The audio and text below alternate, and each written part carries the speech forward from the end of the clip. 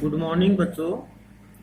आज है माही बजाज सागर परियोजना। देखिए, ये राजस्थान और गुजरात की संयुक्त परियोजना है। दोनों राज्य सरकारों ने मिलकर, यानी राजस्थान और गुजरात ने मिलकर के इस परियोजना को तैयार किया है। ये माही बजाज सागर बांध बनाया गया है। यह विंध्याचल पर्वत से निकलने वाली महानदी, जो माही नदी है, ये 1971 में आरंभ हुई थी इस परियोजना को। यह परियोजना इस नदी के प्रवाह मार्ग में प्रमुख अपना जिला है डूंगरपुर तथा बांसवाड़ा। ये राजस्थान के दो जिले हैं। वहाँ के आदिवासी क्षेत्रों के आर्थिक विकास हेतु और सिंचाई और बिजली की सुविधा के लिए, विद्युत सुविधा के विकास हेतु आरंभ की गई थी। इस योजना के अंतर्गत राजस्थान के बांसवाड़ा के बोरखेड़ा नामक स्थान पर माही बजाज सागर बांध बनाया गया। गुजरात में गुजरात सरकार की लागत से कडाना बांध बनाया गया। नहरी प्रणाली को विकसित करने के उद्देश्य से मुख्य बांध से 500 मीटर नीचे एक कागदी पिकअप बांध बनाया गया है, जो विद्युत तंत्र के विकास हेतु मुख्य बांध में 2 विद्युत गृहों का निर्माण किया गया है, जहां बिजली तैयार की जाती है और आसपास के क्षेत्रों में बिजली को पहुंचाया जाता है। तो यह है माही बजाज सागर परियोजना, जो प्रमुखतः राजस्थान और गुजरात की संयुक्त परियोजना है।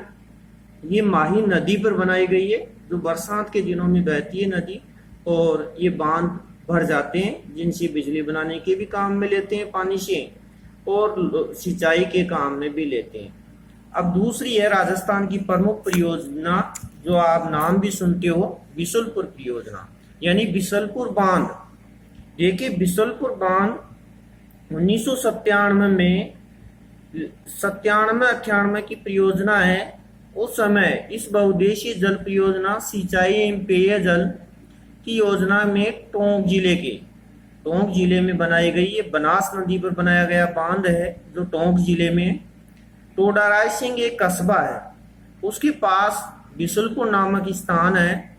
वहां बनास नदी पर 574 मीटर लंबा और 39.5 मीटर चौड़ा ऊंचाई के अनुसार बांध बनाया गया है। इस बांध के दाईं तथा बाएं किनारे से 2 नहरें निकाली गई है। इस योजना के माध्यम से सवाई माधोपुर जिले की सिंचाई, जयपुर शहर तथा अजमेर, केंकड़ी, सरवाड़ और ब्यावर के रास्ते में आने वाले गांवों को पेयजल आपूर्ति तथा टोंक जिले में 256 गांव हैं, जो सिंचाई हेतु उपलब्ध कराया जाएगा। तो देखिए, ये परियोजनाएं जो है, इनमें से निश्चित कोई एक परियोजना पूछी जाती है, और इस लेसन में से 2 अंक का प्रश्न आता है। जैसे मान लो बिसलपुर परियोजना को विस्तार से समझाइए, तो अपने एक पैराग्राफ लिखना पड़ता है। ये जैसा लिखा हुआ वैसा का वैसा, और 2 अंक का प्रश्न बनता है इसमें। अब देखिए, नेक्स्ट परियोजना है राजस्थान की छोटी छोटी अन्य परियोजनाएं भी है, जो यहाँ से विस्तार से बताया गया है। जिनमें देखो, राजस्थान की छोटी परियोजनाएं, यानी कि ये छोटे बांध है, जिनमें से प्रमुख है जाखम परियोजना। ये जाखम नदी पर बनाया गया बांध है, और ये चित्तौड़गढ़, उदयपुर और प्रतापगढ़ आदिवासी क्षेत्रों के विकास के लिए बनाई गई योजना है। कहते हैं कि आदिवासी क्षेत्र में जो प्रमुख है चित्तौड़गढ़ और उदयपुर और प्रतापगढ़ के, आपको पता है प्रतापगढ़ संपूर्ण आदिवासी जिला घोषित किया हुआ है। तो ये जाखम बांध बनाया गया उन लोगों के लिए। ये कहते हैं, इससे 13 किलोमीटर दूर एक नागरिया गांव में पिकअप से नहर प्रणाली का विकास किया गया, और नागरिया गांव में इस बांध के द्वारा सिंचाई का पानी उपलब्ध करवाया जाता है। दूसरी है सोम अंबा कमला परियोजना। ये सोम नदी पर बनाया गया बांध है, जो बांगड़ क्षेत्र में सिंचित क्षेत्र बताया जाता है। कहते हैं कि ये आसपुर और उदयपुर की समलूक तहसील को पानी उपलब्ध करवाता है, और वहां लोग खेती के लिए सिंचाई के काम में लेते हैं इस पानी को। दूसरा एक मेजा बांध है।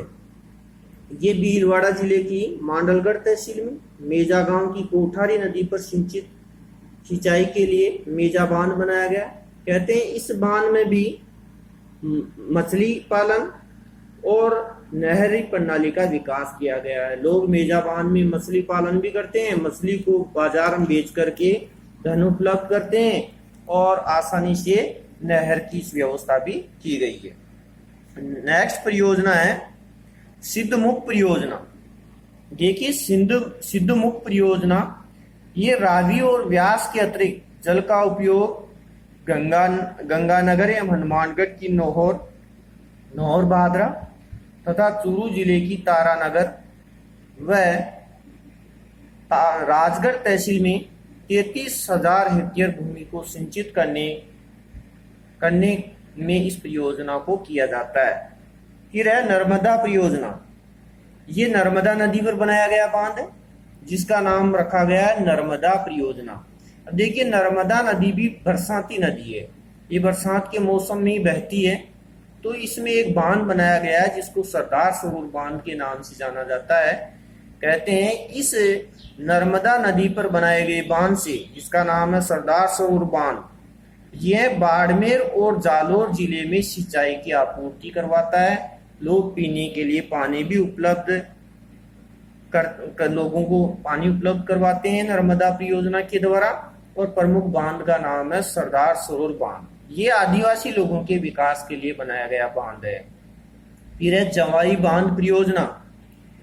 ये जवाई बांध परियोजना अपने राजस्थान के पश्चिम में प्रमुख एक नदी बहती है जिसका नाम लूणी नदी है। अब लूणी नदी की एक सहायक नदी और है जवाई नदी। तो उस सहायक नदी पर बनाया गया ये बांध है जो प्रमुखतः पाली में बनाया गया है। इससे 176 किलोमीटर नहर निकाली गई है। वो निकालकर पाली व जालौर में सिंचाई के काम में ली जाती है। फिर एक है पांचना बांध। इसका नाम इसलिए पड़ा पांचना बांध क्योंकि 5 नदियों के संगम पर बनाया गया बांध है। ये करौली जिले में है। तो करौली जिले में गुड़ला गांव के समीप 5 नदियां बहती है और उस 5 नदियों में देखिए प्रमुख है बरखेड़ा नदी, भद्रावती, माची, भेसावर तथा अट्टा के संगम पर मिट्टी से बनाया गया बांध है। ये मिट्टी को इकट्ठी करके मोटी दीवार बनाई गई है और उसी में पानी एकत्रित रहता है। तो देखिए जिससे टोडा, भीम, हिंडौन, गंगापुर के गांवों को जल और सिंचाई उपलब्ध करवाते हैं। इस सिंचाई के द्वारा लोग अपने कृषि के कार्य में अधिक से अधिक जो है मुनाफा कमाते हैं। उपरोक्त परियोजनाएं हमने जो ये पढ़ी है ऊपर 7 परियोजनाएं जो राजस्थान की अन्य परियोजनाओं के अंतर्गत आती है। इसके अलावा भी राजस्थान में 40 लघु परियोजनाएं बताई गई है। तो उनका काम क्रियाशील है जिसको हमें स्थानीय स्तर पर बेहतर जल के प्रबंध का कार्य किया गया है। वो सामान्य परियोजनाएं जो क्रियाशील है और उनको जो बनाने का निश्चित उपलब्ध कराने का जो लक्ष्य है वो ये है कि लोगों को सिंचाई के लिए जल उपलब्ध हो। अब देखिए नेक्स्ट पॉइंट दिया गया जल संरक्षण, यानी जल को क्यों बचाना आवश्यक है। जल एक ऐसा है, बरसात के दिनों में जल बहता हुआ व्यर्थ चला जाता है और उस बहते हुए जल को व्यर्थ न जाए इसके लिए उसको किसी न किसी बावड़ी या कुएं में या किसी न किसी प्रकार से अन्य झीलों में उन सब में एकत्रित करने की जो परंपरा है वो प्राचीन है। तो देखिए विस्तार से, किसी स्थान पर वर्षा जल का उचित जल प्रबंधन संग्रहण करना ही उस स्थान का जल संरक्षण है। ये परिभाषा है जल संरक्षण की जो बहुत ही महत्वपूर्ण है कि किसी स्थान विशेष पर जल उचित प्रबंधन कर और उसका संग्रहण करते हैं, उस स्थान को कहते हैं जल संरक्षण। देखिए मानसून काल के अतिरिक्त जल को बांधों, तालाबों तथा झीलों अथवा छोटे स्रोतों में इकट्ठा करके शेष अवधि में प्रयोग लिया जा सके। भारतीय संस्कृति में जल को अमृत के समान माना गया है क्योंकि हमारी संस्कृति में प्रारंभ काल से ही जल को विशेष पूजा भी जाता है। हर कार्यों में जल को पूजन के काम में भी लिया जाता है, इसलिए इसको अमृत के समान बताया गया है। हमारे प्रति संवेदनशीलता के कारण देश के शासक हैं, सेठ साहूकार हैं और स्थानीय नागरिक तथा नागरिक जो गांवों में रहते हैं और नगरों में जैसे कुएं, बावड़ी, तालाब तथा झीलों का निर्माण कराया गया है। प्राचीन काल में भी हमने पढ़ा है इतिहास में कि पुराने जितने भी शासक रहे हैं या कोई सेठ पैसे वाला है, उन्होंने अधिक से अधिक कुएं और बावड़ियां और झीलों का निर्माण करवाया है ताकि लोगों को जल उपलब्ध हो। प्राचीन भारत में जल संरक्षण के प्रति हमेशा सद्भावना रही है। भारत में सिंधु सभ्यता की खुदाई से भी हमें इसके अवशेष मिले हैं कि वहां पर कुंड बनाए गए थे जल को एकत्रित करने के। उगता नहरों के साक्ष्य भी मिले और प्रमुख अर्थशास्त्रिता कौटिल्य। तो अर्थशास्त्र में भी हमने जाना कि चंद्रगुप्त मौर्य जो प्राचीन मौर्य ने सुदर्शन झील का निर्माण करवाया था, वो भी इसीलिए जल संग्रहित करने का एक प्राचीन उदाहरण है। दक्षिण भारत में चालुक्य शासकों द्वारा विभिन्न एनीकटों तथा बांधों का निर्माण भी कराया गया है कि दक्षिण में चालुक्य वंशज के जो शासक थे उन्होंने भी कई बांधों का निर्माण करवाया। ऐसे ही राजस्थान में जल संरक्षण के प्रति संवेदनशीलता परंपरागत रही है। प्राचीन परंपरा के अनुसार जल को संग्रहित किया जाता है। कुछ लोग तालाब बनाते हैं, कुछ एनीकट जो प्रमुखतः छोटे बांध बनाते हैं। इस प्रकार ये प्राचीन परंपरा रही है, यहाँ हमेशा से बनी रही है। हमारे राजस्थान में हमेशा सूखा पड़ता है, वर्षा भी कम होती है, इसलिए प्राचीन काल से ही हमारे यहाँ स्थानीय राजाओं ने और साहूकारों ने हमारे लोगों के लिए बावड़ी का निर्माण किया, झालरा, नाड़ी, कुएं तथा झोड़ों का भी निर्माण करवाया गया था। ये स्थानीय जनता के पेयजल स्रोत रहे। हमारे साथ ही छोटे और बड़े बांध, खड़ीन, एनीकट पेयजल के साथ साथ सिंचाई के लिए उपयोगी रहे हैं, जिनके द्वारा लोग सिंचाई करते हैं। अब हम ये जानेंगे कि राजस्थान में परंपरागत जल संरक्षण के जो रूप हैं प्राचीन काल में क्या क्या थे। जैसे बावड़ी, बावड़ी प्रमुखतः बूंदी बावड़ियों का शहर के नाम से जाना जाता है। तो बावड़ी प्राचीन काल से ही कोई सेठ साहूकार बनाता था। अब देखिए बावड़ी की स्थिति कैसे बनाई जाती थी, किस आकार की होती थी, कितनी गहरी होती थी, उसको यहाँ विस्तार से बताया गया है कि किस तरह से बावड़ी बनाई जाती थी। लोग उसको पीने के लिए पानी को किस प्रकार काम में लेते थे। बावड़ी चतुष्कोणीय, गोल और वर्तुल आकार में निर्मित जल स्रोत, जिसके प्रवेश मार्ग के मध्य मार्ग तक ईंटों तथा कलात्मक पत्थरों का प्रयोग किया जाता था। बावड़ी ऐसी बनाई जाती थी जिसमें अधिक से अधिक पत्थरों का निर्माण करके गहराई से और उसके छत को भी ढका हुआ रखा जाता था। आगे आंगननुमा एक भाग होता था और इन भागों तक पहुंचने के लिए सीढ़ियां बनी रहती थी। इन सीढ़ियों पर कलात्मक मेहराब कि पत्थरों के एक ऐसे स्तंभ होते थे जो कलात्मक आकृति के रूप में दीवार पर आगे की ओर निकले हुए रहते थे। पत्थर की नई कलात्मक आकृति के अनुरूप हम देख सकते हैं प्राचीन किसी प्रकार की हवेलियों में स्तंभ व झरोखे होते हैं। इन झरोखों में स्थानीय जल देवता की मूर्तियां होती थी कि हमारे जल देवता की मूर्तियों को वहां लगाया जाता था ताकि लोग उस बावड़ी में से जैसे भी पानी भर करके लेके जाए तो वो किसी ने प्रकार से जूते, चप्पल और उनको यहाँ पर नहीं लाए। हमारे यहाँ प्रमुखतः झरोके जो दिए गए हैं, उन झरोकों में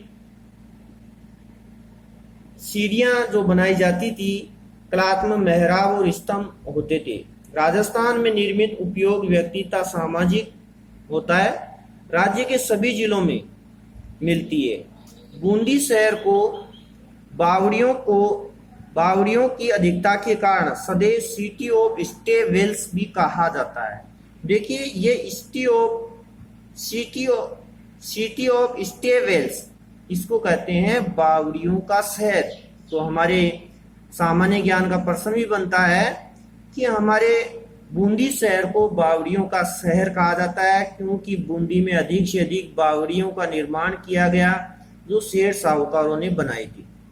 इसके अलावा जोधपुर की तापी बावड़ी प्रसिद्ध है, दौसा की भंडारेज बावड़ी और चित्तौड़ की विनीता की बावड़ी और आबानेरी की चांद बावड़ी भी यहाँ विशेष प्रसिद्ध रही है। जिसके लिए देखिए यहाँ प्रमुख एक बावड़ी के बारे में दिया गया आपके बुक में, आप अच्छी तरह से इसमें देख सकते हैं और इस बावड़ी की तस्वीर भी दी गई है जिसमें कलात्मक आकृति के और ये झरोखे बने हुए हैं।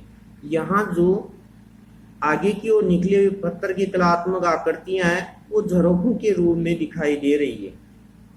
इस प्रकार ये बावड़ियों का निर्माण को सेठ, साहूकार या किसी प्रकार से शासक के द्वारा बनाई गई थी। फिर नेक्स्ट है अपने तालाब। तालाब आप सामान्यतः सभी भलीभांति परिचित हैं। कुछ तालाब छोटे होते हैं, कुछ बड़े होते हैं। तो देखिए, विस्तार से तालाब वर्षा जल को एकत्रित करने का एक प्रमुख स्रोत रहा है।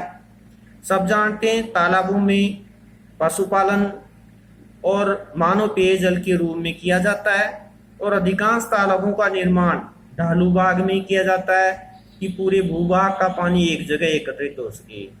और तालाबों को धार्मिक और सामाजिक भावना भी जुड़ी रहती है। लोग तालाबों के पानी को पूजते भी हैं। इस कारण से संरक्षण एवं सुरक्षा आसानी से हो जाती है। और तालाब जो तत्कालीन समय से जल स्रोत रहे हैं, इनके लिए प्रसिद्ध प्रमुख स्थान है। पाली जिले में एक तालाब है जिसका नाम दिया गया है मेहबास तालाब। जो ये तालाब जो दिया गया है, हेमाबास तालाब सरेरी तथा मेजा तालाब भीलवाड़ा में बानकिया और सेना पानी तालाब चित्तौड़ जिले में। ऐसे ही गडीसर व गजरूप सागर जैसलमेर जिले का एक प्रसिद्ध तालाब बताए रहे हैं यहाँ पर। तो तालाब हमारे लिए जल संग्रहित करने का एक अच्छा उदाहरण है। इसी तरह से फिर दिए गए हैं झीलें। झीलें सब जानते हो, झीलों की नगरी किसे कहा जाता है, सब जानते हैं। उदयपुर को झीलों की नगरी कहते हैं। क्यों प्रसिद्ध है? क्योंकि वहां के शासक के द्वारा किस प्रकार उन झीलों का निर्माण किया गया है। ऐसी अजमेर की आनंद सागर झील भी प्रसिद्ध है, फतेहपुर सागर भी प्रसिद्ध है। तो इस प्रकार चूरू में ताल सापर प्रसिद्ध है, तो बांकली बांध जालोर का प्रसिद्ध है। इस प्रकार झीलें देखिए, झीलें राजस्थान राज्य में बहते हुए जल का संरक्षण करने में सर्वाधिक प्रचलित स्रोत रही है। इन झीलों का निर्माण स्थानीय शासकों, साहूकारों और बंजारों के द्वारा किया गया था। ये पेयजल सिंचाई साथ साथ सिंचाई के साधन के रूप में प्रचलित रही है। इन झीलों में नहरें निकाल कर समीप के भागों में सिंचाई कार्य किया जाता है। ये झीलें जहाँ स्थानीय आर्थिक एवं सामाजिक विकास में सहायक रही है। जब अकाल पड़ता है, जब सूखे की स्थिति होती है, उस समय ये जीवनदायिनी कहलाती है। अब जीवनदायिनी इसलिए कहलाती है क्योंकि जब अकाल और सूखा पड़ता है तो उस समय अपने पशुओं के लिए पीने के लिए जल उपलब्ध झीलों से होता है, और अपने लोग जो पीने के लिए भी जल झीलों से उपलब्ध होता है। झीलों में प्रमुख प्रसिद्ध रही है, देखिए अजमेर की आना सागर झील, इसी तरह उदयपुर की पिछोला झील और फतेहपुर सागर, चूरू की ताल सापर झील, जालोर का एक बांकली बांध इसी झील के समान बनाया गया, निर्माण किया गया है। और टोंक का है टोडी सागर, पाली का सरदार समन और बूंदी की नवलखा झील। ये झील राजसमंद की नौका झील भी प्रसिद्ध है। कहते हैं राजसमंद जिले में एक नौ चौकी झील का नाम भी प्रसिद्ध है, जो बुक में इसमें विस्तार से दिया गया है। राजसमंद की प्रमुख ये नौ चौका झील और राजसमंद झील के बारे में दोनों का विस्तार से वर्णन किया गया। एक है प्रमुख नाड़ी। नाड़ी देखिए, तालाब से प्रमुखतः जो नाड़ी दी गई है, नाड़ी सामान्यतः तालाब का एक छोटा सा रूप होता है जिसमें ज्यादा पानी नहीं रहता है, जो पश्चिमी राजस्थान में अधिकांशतः पाई जाती है। नाड़ी में रेतीले मैदानी भाग में वर्षा जल को एकत्रित किया जाता है। सामान्य रूप से ये 4 से 5 मीटर गहरी होती है। इसमें छोटा आकार तथा गहराई का वर्षा जल के साथ आने वाली मिट्टी के कारण जल अल्पकाल के लिए इकट्ठा होता है। थोड़े समय के लिए बरसात के दिनों में इसमें जल रहता है, और ये लोग अधिकतर अपने पशुओं के लिए इस नाड़ी का निर्माण करते हैं। देखिए, ये नाड़ी जो होती है, तो नाड़ियों की स्थिति प्रतिवर्ष निकाला जाकर और नाड़ियों को गहरा किया जाता है। कहते हैं कि नाड़ियों की जो मिट्टी होती है प्रतिवर्ष उसको निकाला जाता है, क्योंकि खेत का पानी या किसी भूभाग का पानी जल एकत्रित होकर के उसके पानी को बढ़ने की क्षमता को कम कर देता है। इसलिए उसको वहां गहरा किया जाता है प्रतिवर्ष गर्मियों के दिनों में, और बरसात का पानी उसमें एकत्रित हो जाता है। और इसका प्रमुख उद्देश्य है, लोग अपने खेतों में जैसे पशुपालन करते हैं तो उन पशुओं को वहीं खेत में पानी मिल सके और वे आसानी से अपनी पशु प्यास बुझा सकते हैं।